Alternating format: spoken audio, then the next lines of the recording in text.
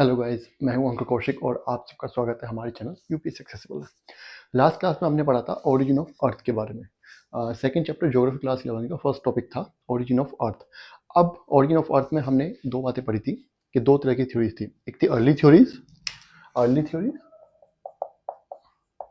और modern theories. Early theories में तीन थ्योरीज थी, ये हमने लास्ट क्लास में पढ़ ली थी। इन तीन थ्योरी को हमने अच्छे से डिटेल में डिस्कस भी कर लिया था। नेक्स्ट हम आते हैं मॉडर्न थ्योरीज के बारे में। जब अर्ली थ्योरीज से काम नहीं चला, अर्ली थ्योरीज के ऊपर क्वेश्चन रेज हुए, थ्योरीज तो साइंटिस्ट ने दे दी, ये बहुत सिंप्लीफाइड थ्योरीज थी, ये दे दी साइंटिस्ट ने, लेकिन जब इनसे काम नहीं चला तो हमें मॉडर्न थ्योरीज की जरूरत पड़ी। मॉडर्न थ्योरीज में रिसर्चर्स ने ये पाया कि instead of focusing on the origin of earth we should focus on the origin of universe, कि हमें यूनिवर्स के ओरिजिन पे फोकस करना चाहिए। तो यूनिवर्स के ओरिजिन के लिए जो सबसे accepted, mostly widely accepted theory थी, वो थी बिग बैंग थ्योरी। अब तो इस क्लास में हम बिग बैंग थ्योरी को पढ़ने जा रहे हैं। मॉडर्न थ्योरीज में सबसे ज्यादा इंपॉर्टेंट थ्योरी है बिग बैंग थ्योरी, इसी को हमें पढ़ना है। एनसीईआरटी में इसी के बारे में दिया हुआ है। अब इस थ्योरी का एक और नाम है, इसको बोलते हैं हम एक्सपेंडिंग यूनिवर्स हाइपोथेसिस। क्यों बोलते हैं ये हम अभी पढ़ने वाले हैं। सबको पता ही होगा कि हमारा जो यूनिवर्स है वो एक्सपेंड कर रहा है, चारों तरफ इधर इधर इधर एक्सपेंड करता जा रहा है। ठीक है, मतलब यूनिवर्स एक्सपेंड होने का मतलब क्या है, यहाँ पे थोड़ा सा डिटेल में हम जाएंगे। यूनिवर्स एक्सपेंड होने का मतलब है कि the distance between the galaxies is increasing. ये डिस्टेंस जो है वो इंक्रीज कर रहा है, बढ़ता जा रहा है टाइम के साथ। ठीक है, तो इसका मतलब एक्सपेंड हो रही है। हमने दो गैलेक्सीज के बीच का डिफरेंस जब देखा तो कुछ और जो भी था, मतलब एक सर्टेन था, थोड़े टाइम बाद जब हमने देखा तो वो डिस्टेंस बढ़ गया था। तो इसलिए इसको एक्सपेंडिंग यूनिवर्स हाइपोथेसिस बोलते हैं। अब कोई बोलेगा यूनिवर्स कैसे बढ़ रहा है, पता कैसे चला?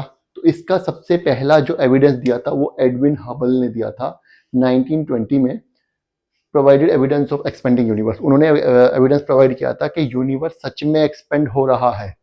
ठीक है, और क्या एविडेंस था वो, मतलब क्या बताया उन्होंने कि galaxies are moving further and further apart. Again वही, गैलेक्सीज के बीच का जो डिस्टेंस है वो बढ़ता जा रहा है, Galaxy further and further moving apart, एक दूसरे से दूर होती जा रही है।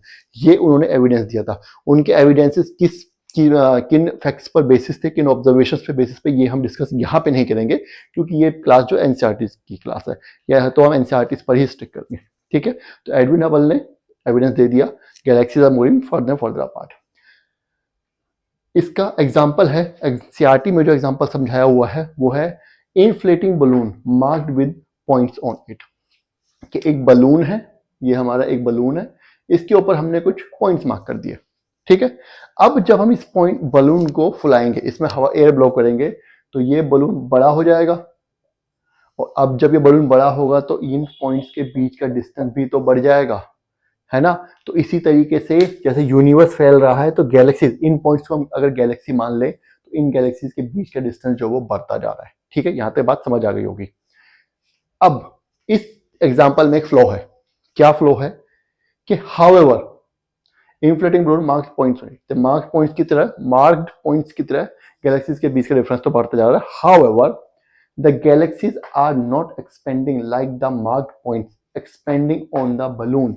यहाँ पे हम एक चीज भूल गए हैं कि इन बलून्स को जब गुब्बारे में हमने हवा भरी, इन्फ्लेट किया, तो इन बलून्स पे जो पॉइंट्स मार्क्ड हैं उनके बीच का डिस्टेंस तो बढ़ गया, लेकिन ये पॉइंट्स भी अपने आप में बड़े हो गए।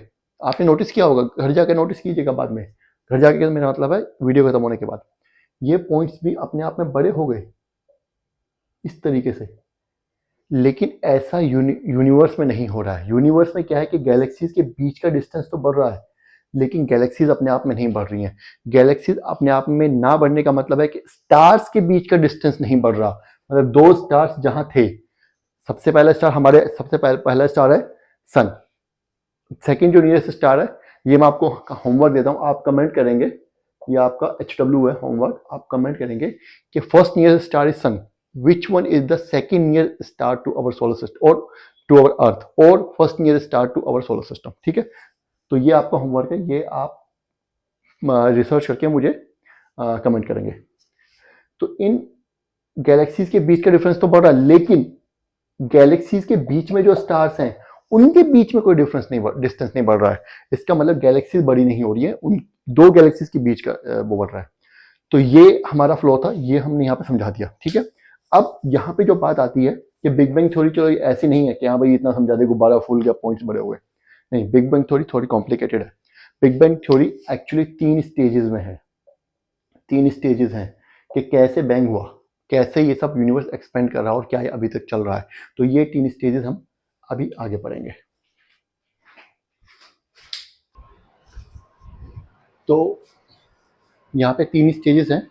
पहली स्टेज होती modern theory, big bang theory, इसकी 3 स्टेजेस हैं जैसे कि मैंने आपको बताया। अब इसमें पहली स्टेज क्या होती है, क्या इसे कि in the beginning all the matter forming the universe existed in one place in the form of a tiny ball. ये कह रहा है, एनसीईआरटी में लिखा हुआ है कि बिग बैंग थ्योरी ये बोलती है कि जितना भी मैटर यूनिवर्स में है या वो मैटर जिससे कि यूनिवर्स बना हुआ है, वो सब मैटर एक ही जगह पे था। और एक जगह पे वो किस फॉर्म में था, एक टाइनी बॉल की फॉर्म में था, विद टाइनी बॉल जिसको कि बोला गया सिंगुलर एटम। सिंगुलर एटम उसको बोला गया with an unimaginable small volume. और उसका वॉल्यूम इतना कम था, इतना कम था कि हम इमेजिन भी नहीं कर सकते। इनफाइनाइट टेम्परेचर, टेम्परेचर इतना ज़्यादा कि हम नाप नहीं सकते, एंड इनफाइनाइट डेंसिटी, और डेंसिटी भी इतनी ज़्यादा कि हम पता नहीं लगा सकते। ये सब क्यों था, क्योंकि टेम्परेचर एक सारा का सारा, जब मैटर एक जगह था और उसका वॉल्यूम बहुत स्मॉल था, बहुत ही कम था, तो जो वॉल्यूम कम होगा तो उसका टेम्परेचर भी बढ़ जाएगा। फिजिक्स की चीज़ें हम इनमें डेप्थ में नहीं जाना, थोड़ा थोड़ा ऊपर से बता देते हैं। टेम्परेचर बहुत ज़्यादा बढ़ जाएगा, और ये तो छोटी सी बात है, हमें पता ही है कि डेंसिटी भी बहुत ज़्यादा बढ़ जाएगी, क्योंकि वॉल्यूम इतना ज़्यादा था कि ये टाइनी बॉल इतना सा था, एक पॉइंट के बराबर, ठीक है। अनइमेजिनेबल, क्या पता इससे भी कई गुना, 1000 गुना छोटा हो। तो इसका वॉल्यूम, इसका डेंसिटी, वॉल्यूम इतना कम था कि डेंसिटी बहुत ज़्यादा बढ़ गई। ये तो हमें पता ही है ना कि 1 किलो रुई इतनी होती है और 1 किलो लोहा इतना होता है, दोनों का वेट सेम है, लेकिन ये ज़्यादा इसका वॉल्यूम है, इसका वॉल्यूम कम है। क्यों? Because of density. इसकी डेंसिटी ज़्यादा, इसकी डेंसिटी कम है। तो वॉल्यूम जितना कम होता जाएगा, डेंसिटी उतनी बढ़ती जाएगी। वही यहाँ पे हुआ, क्योंकि वॉल्यूम कम हो गया तो डेंसिटी भी इनफाइनाइट हो गई। अब इनफाइनाइट डेंसिटी होने के बाद क्या हुआ कि टाइनी बॉल में एक्सप्लोजन हो गया। भाई अभी तक प्रोसेस कंटिन्यू है स्मॉल होने का, और ज़्यादा छोटा होता है, यहाँ प्रेशर बढ़ता जा रहा है, ठीक है। जो कि टाइनी टाइनी एटम्स हैं वो एक दूसरे के और ज़्यादा क्लोज आते जा रहे हैं। तो क्या हुआ फिर, एक टाइम के बाद एक्सप्लोजन हो गया। जब एक्सप्लोजन हुआ, जब एक्सप्लोड होगा तो चीज़ें फैलती हैं, फैलेंगी। तो ये था ना टाइनी पॉइंट था, अब इसमें एक्सप्लोजन होगा तो चीज़ें फैलनी स्टार्ट कर हो गई, चारों तरफ गिरने लग गया जो इसका मैटर है, ठीक है। तो एक्सपेंशन होने लग गया। और ये कब की बात है, ये है 13.7 बिलियन ईयर्स अगो, आज से 13.7 बिलियन ईयर्स एगो। उसके बाद एक्सपेंशन अभी तक चल रहा है, क्योंकि अभी 1920 में तो हबल ने एविडेंस ही दिया था सबसे पहली बार। आज भी चल रहा है, हम कभी भी देख सकते हैं, हमें पता चल जाता है टेलीस्कोप से। अपन हम जो नियरेस्ट जो गैलेक्सीज के जो स्टार है जिसको उनको देखते हैं, और हमें पता चल जाता है कि उनका जो गैलेक्सीज के बीच में डिफरेंस जो वो बढ़ता जा रहा है, ठीक है। एज इट ग्रू, क्या ग्रू, एक्सपेंशन, गैलेक्सी बढ़ी, गैलेक्सी का साइज बढ़ा। पहले गैलेक्सी इतनी सी थी, अब ये मैटर इसका फैल गया, यहाँ यहाँ आ गया है, थोड़ा थोड़ा सब जगह आ गया है। तो some energy was converted into matter, तो कुछ एनर्जी जो है वो मैटर में भी कन्वर्ट हो गई। कैसे हो गई, क्या यह पॉसिबल है कि एनर्जी मैटर में कन्वर्ट हो जाए? जी हाँ, बिल्कुल पॉसिबल है। आपने न्यूक्लियर फिजन का नाम सुना होगा, न्यूक्लियर फिजन। इसमें क्या होता है, मैटर से एनर्जी निकलती है। आइंस्टाइन ने भी बोला ना कि मास can be converted into energy, ठीक है। उनकी भी थ्योरी आइंस्टाइन की। तो जब एनर्जी मैटर से निकल सकती है तो एनर्जी, तो उसका उल्टा क्यों नहीं हो सकता, एनर्जी से मैटर क्यों नहीं बन सकता? बिल्कुल बन सकता है। हमें बनाना नहीं आता, वो अलग बात है, हम अभी तक रिसर्च कर रहे हैं, लेकिन ऐसा हुआ होगा, कोई ना कोई प्रोसेस ऐसा जरूर हुआ होगा जिससे कि एनर्जी जो उस टाइम पे मौजूद है हमारे यूनिवर्स में या उस टाइनी बॉल के आसपास, वो मैटर में कन्वर्ट हो गई। और आफ्टर एक्सप्लोजन, उसके बाद क्या हुआ, पहले तो some of the energy were converted to matter, उसके बाद after explosion expansion was rapid. जो एक्सपेंशन था वो बहुत ज़्यादा रैपिड था, वो बहुत ही रैपिड था। कितना, with in fractions of A second, 1 second के भी फ्रैक्शंस में एक्सप्लोजन एक्सपेंशन हो गया। मतलब अभी हुआ है और फ्रैक्शन ऑफ सेकेंड में सारा मैटर इधर उधर फैल चुका है, ठीक है। सारा मैटर इधर उधर फैल चुका है with in fraction of second. अब ठीक है, उसके बाद एक्सपेंशन स्लो डाउन। लेकिन एक बार जब सब फैल गया, फिर एक्सपेंशन जो थोड़ा स्लो हो गया। स्लो होने के बाद first atom beginning to form, within first 3 minutes, पहले 3 मिनट में पहला एटम बना। कैसे? Some energy was converted into matter. तो जब मैटर बदलेगी, मैटर की बेसिक यूनिट क्या होती है, अभी जो मान के चलते हैं वो एटम होती है। तो पहला जो एटम है वो फर्स्ट 3 मिनट्स में बना। ये हमारी सेकेंड स्टेज है। पहले स्टेज में तो सिर्फ यही था कि एक टाइनी बॉल थी जिसका कि अनइमेजिनेबल स्मॉल वॉल्यूम था, इनफाइनाइट टेम्परेचर था, इनफाइनाइट डेंसिटी थी। सेकेंड स्टेज में उसका एक्सपेंशन हुआ, एक्सप्लोजन के बाद एक्सपेंशन हुआ और फर्स्ट एटम बना। कैसे बना ये हमने बता दिया। अब आती है हमारी तीसरी स्टेज। चलिए, तो 2 स्टेज हमने पढ़ लिए। अब हम आते हैं तीसरी स्टेज पे, बिग बैंग थ्योरी की तीसरी स्टेज। पहली स्टेज में क्या था, उन्होंने बताया कि सिर्फ एक सिंगुलर बॉल थी, सिंगुलर एटम था, सारा मैटर जो है यूनिवर्स का वहाँ पे इकट्ठा था। सेकेंड स्टेज में उसमें एक्सप्लोजन हुआ और एक्सपेंशन हुआ। एक्सपेंशन बहुत रैपिड था, फ्रैक्शन ऑफ सेकेंड्स में एक्सपेंशन हो गया और विद इन 3 मिनट्स एक एटम बन गया, फर्स्ट एटम बना।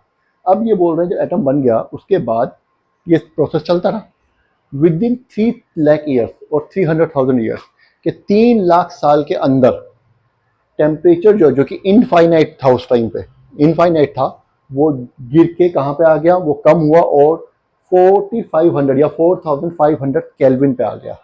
टेम्परेचर गिरता जा रहा है। टेम्परेचर मतलब हीट, हीट क्या है, एनर्जी है। एनर्जी गिरती कम होती जा रही है तो इसका मतलब और ज्यादा मैटर बनता जा रहा है and gave rise to atomic matter. और टेम्परेचर जैसे कम होता गया तो एटॉमिक मैटर बनता गया। जितना भी आज हमारे यूनिवर्स में एटॉमिक मैटर है, गैसेज एंड डस्ट है, वो सब बनता गया, वो सब बनना स्टार्ट हो गया और यूनिवर्स बिकेम ट्रांसपेरेंट। यूनिवर्स जो है वो ट्रांसपेरेंट हो गया। क्यों ट्रांसपेरेंट बोला गया है? डस्ट नहीं थी उस टाइम पे, ठीक है, लेकिन जब टेम्परेचर कम हुआ, एटम बना, तो एटम बनने से पहले इलेक्ट्रॉन्स और प्रोटॉन्स बने होंगे, तो ये इधर उधर स्कैटर्ड होंगे, जिसकी वजह से यूनिवर्स जो था वो ट्रांसपेरेंट नहीं था। ठीक है, ये अलग कंसेप्ट है, इसमें हम डेप्थ में नहीं जाएंगे। बस इतना ध्यान रखिएगा कि यूनिवर्स जो है वो ट्रांसपेरेंट बन गया 3000 ईयर्स अगो। उसके बाद क्या होता है, अब ये 3 हमारी स्टेजेस हो गई हैं बिग बैंग थ्योरी की। बिग बैंग थ्योरी हमने पढ़ लिया है डेप्थ में अच्छे तरीके से, जितना एनसीईआरटी में लिखा है। अब बिग बैंग थ्योरी जब प्रपोज की गई थी तो उस टाइम पे जरूर एक कम्युनिटी साइंटिस्ट की ऐसी होगी जो ये कहती होगी कि नहीं ये गलत है, बिल्कुल थी। तो कुछ लोग ऐसे भी थे उस टाइम पे जो कहते थे कि यूनिवर्स एक्सपेंड कैसे कर सकता है, ऐसा तो हो ही नहीं सकता यूनिवर्स एक्सपेंड करे। तो उनको बोला गया, उनमें से एक थे हमारे हॉयल्स कंसेप्ट ऑफ स्टेडी स्टेट। एक ने हॉयल्स कंसेप्ट ऑफ स्टेडी स्टेट दिया, जिसको कि बोला जाता है कि यूनिवर्स टू बी रफली एट द सेम पॉइंट, कि यूनिवर्स जो है रफली एक ही जगह पे, वो एक्सपेंड नहीं कर रहा, वहीं पे अपनी जगह पे। However evidences suggest expanding universe, यद्यपि हालांकि जो हमारे एविडेंसेस हैं, जो हबल ने भी दिया था, एविडेंसेस क्या है, आज हम एक, मान लीजिए हमारी गैलेक्सी है, ये बगल वाली गैलेक्सी है, यहाँ पे जो एज पे जो तारा है वो प्लस यहाँ पे जो है उसको, उनके बीच के डिस्टेंस मेजर करेंगे, दो गैलेक्सीज के बीच का डिस्टेंस ऐसे मेजर करेंगे ना। जब डिस्टेंस कल मान ली x था, आज x+1 हो गया, कल x फिर x+2 हो जाएगा, x+3, ऐसे होता जा रहा है, डिस्टेंस जो बढ़ता जा रहा है, सॉरी डिस्टेंस जो है वो बढ़ता जा रहा है। तो इसका मतलब एविडेंस तो यही सपोर्ट कर रहा है कि बिग बैंग थ्योरी जो है वो सही है, यूनिवर्स जो है वो एक्सपेंड होता जा रहा है। तो आज ये क्लास हम यहीं पे खत्म करते हैं। नेक्स्ट क्लास में हम इसके आगे पढ़ेंगे कि हमारे सोलर सिस्टम का ओरिजिन कैसे हुआ, प्लैनेट्स का ओरिजिन कैसे हुआ, स्टार्स का ओरिजिन कैसे हुआ। तो अभी आप इसको रिवाइज कीजिएगा और कमेंट कीजिएगा क्या कैसे लगी। Thank you.